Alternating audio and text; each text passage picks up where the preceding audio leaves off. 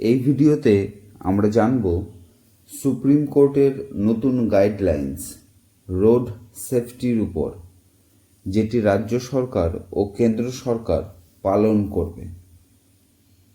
Road সেফটির নতুন গাইডলাইন্সে বলা হয়েছে, দেশের সব রাজ্য সরকার, ইউনিয়ন টেরিটরিজ এবং ন্যাশনাল হাইওয়েজ অথরিটি অফ ইন্ডিয়াকে নিশ্চিত করতে হবে টু হুইলারে হেলমেট ম্যান্ডেটরি। এমনকি পিছনে যে বসে থাকবে তাকেও হেলমেট পরতে হবে। আর এটা এনশিওর করার জন্য সিসিটিভি লাগাতে হবে।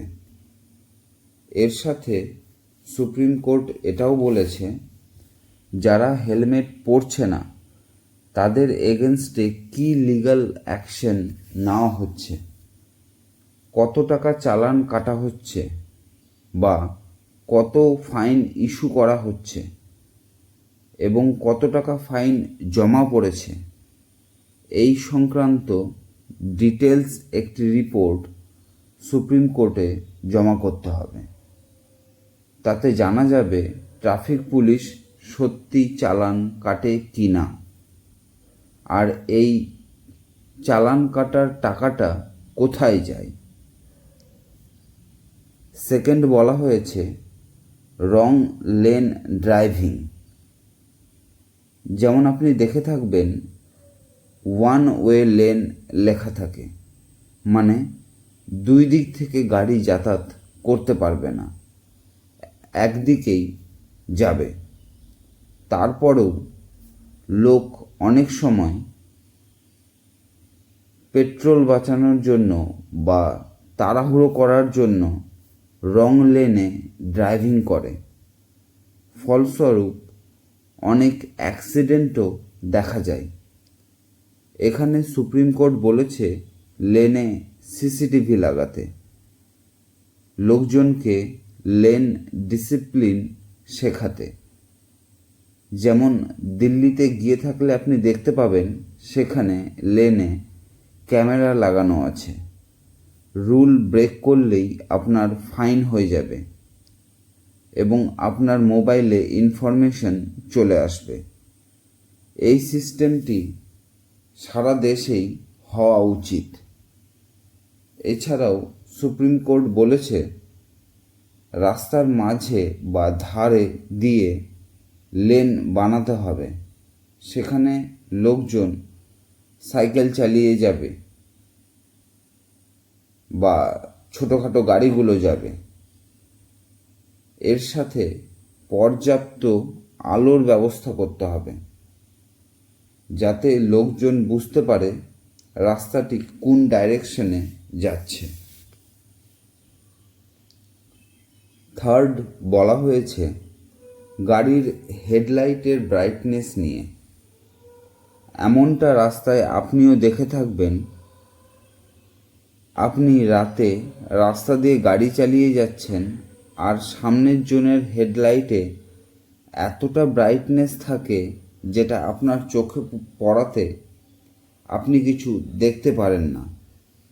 আপনি যদি তাকে বলেনও লাইটটা নিচে নামানোর জন্য, সেটা সে বুঝতে পারে না বা করে না। এই ব্যাপারে সুপ্রিম কোর্ট বলেছে, এইরকম যত গাড়ি আছে ইল্লিগালভাবে ব্রাইটনেসের হেডলাইট লাগিয়েছে তাদের উপর ফাইন করতে হবে। গাড়ির উপরে যারা সাইরেন, লাইট, হুটার লাগায়, সরকারি আধিকারিক না হওয়া সত্ত্বেও তাদের উপরে ফাইন করতে হবে এবং তাদের ইনফর্ম করতে হবে গাড়ির উপর বাতি, সাইরেন, হুটার লাগানো নিয়ম বহির্ভূত। এই বিষয়গুলোকে মনিটর করতে হবে। ফিফথ বলা হয়েছে ফুটপাথকে নিয়ে।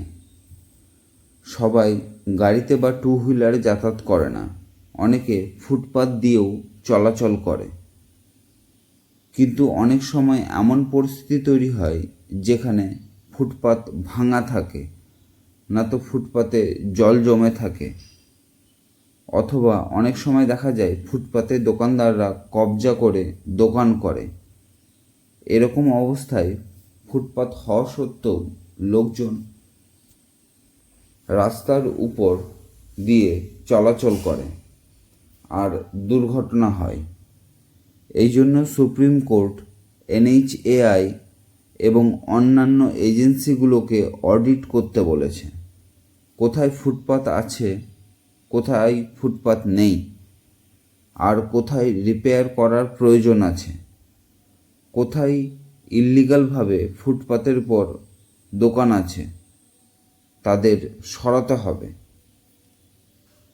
নেক্সট, সুপ্রিম কোর্টের ডাইরেকশন অন পেডেস্ট্রিয়ান ক্রসিং। এমনটা আপনি প্রায়ই দেখে থাকবেন, লোকের বেসিক নলেজ নেই যে কখন রোড ক্রস করতে হবে। গাড়িগুলো জেব্রা ক্রসিংয়ের উপর দাঁড় করিয়ে দেয়, যেখানে জেব্রা ক্রসিং বানানো হয়েছে লোকজনের রোড ক্রস করার জন্য। এই বিষয়ে সুপ্রিম কোর্ট বলেছে এই সিস্টেমকে ঠিক করার জন্য যেন লোকজন প্রপার ওয়েতে রোড চলাচল করে বা রোড পারাপার করে।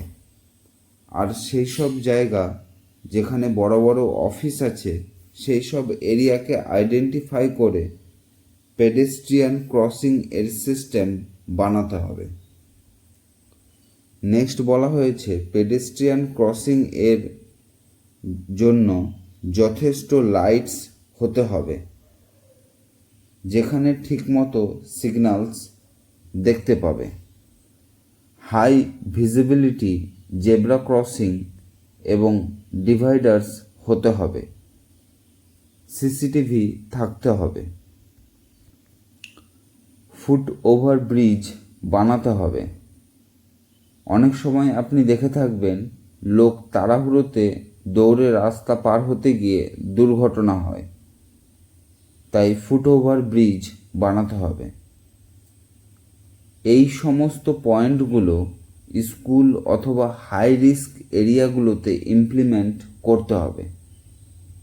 যেমন স্কুল এরিয়াতে বাচ্চারা রাস্তায় দৌড়াদৌড়ি করে, সেখানে একজন পার্সন থাকতে হবে যে দেখবে বাচ্চারা রাস্তায় দৌড়াদৌড়ি করছে না তো, বা দৌড়ে রোড পারাপার করছে না তো। মানে যেসব জায়গাগুলো ভিড় থাকে, রেলওয়ে স্টেশন, বাস স্ট্যান্ডের বাইরে, যেখানে অ্যাক্সিডেন্ট হওয়ার চান্স বেশি থাকে, সেই সব জায়গাগুলোতে নজরদারি করতে হবে। সবশেষে মেন পয়েন্ট হলো, সচেতন নাগরিক হিসাবে যদি আপনি কোথাও দেখতে পান সিগন্যাল ঠিকঠাক কাজ করছে না, কোথাও জেব্রা ক্রসিং নেই, স্ট্রিট লাইট কাজ করছে না, তখন আপনি যেন সরকারের কাছে কমপ্লেন করতে পারেন। সেই জন্য সুপ্রিম কোর্ট বলেছে সেন্ট্রালাইজড গ্রিভেন্স রেড্রেসাল মেকানিজম থাকতে হবে, যাতে লোকজন রোড সেফটি নিয়ে কোনো রকম কমপ্লেন করতে চায় সেখানে অনলাইন যেন কমপ্লেন ফাইল করতে পারে। তাতে সরকার বুঝতে পারবে কোথা থেকে সমস্যা আসছে আর কিভাবে প্রবলেমটি সলভ করতে হবে। সুপ্রিম কোর্ট এটিও বলেছে এই যে ডাইরেকশনগুলো দেওয়া হয়েছে 7 মাস পর আবার চেক করা হবে। রাজ্য সরকার, কেন্দ্র সরকার বা NHAI কতটা এই ডাইরেকশনগুলোকে ইমপ্লিমেন্ট করেছে। এই ছিল সুপ্রিম কোর্টের নতুন গাইডলাইন্স রোড সেফটিকে নিয়ে।